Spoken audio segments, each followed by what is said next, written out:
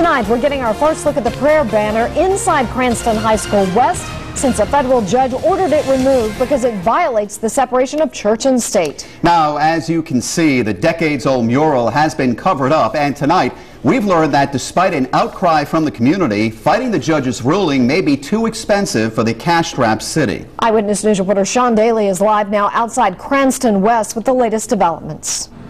Susan and Mike, the next step in this lawsuit, the question of whether or not to appeal it, may now come down to money. City officials here in Cranston are raising a red flag that's green. This is a picture of compliance after a federal judge ordered the immediate removal of a prayer mural from Cranston West High School. Administrators covered it up and hung a school banner instead. So this will be the new look here in this auditorium until either an appeal of the judge's ruling is decided or until the school committee decides not to appeal it. A student who's an atheist brought a lawsuit against the prayer mural, and a judge agreed it violates the constitutional separation of church and state. Now, officials in Cranston are questioning whether the city can afford an expensive appeal.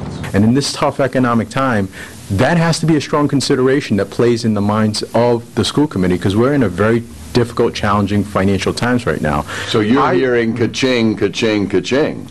That ka-ching has to be part of that calculation. Failing any alternate resources, I would say to you the school committee would probably vote to not appeal it.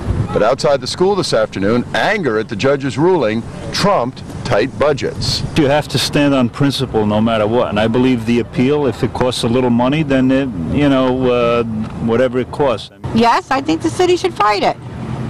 It was up there for what? How many? As a taxpayer, you're willing to pay for a court fight? Yes, I am. Sworn enough, we're now learning that serious physical threats have been made against the student who brought the lawsuit. That's new at 6. Live in Cranston with the West Bay Mobile Newsroom, Sean Daly, Eyewitness News.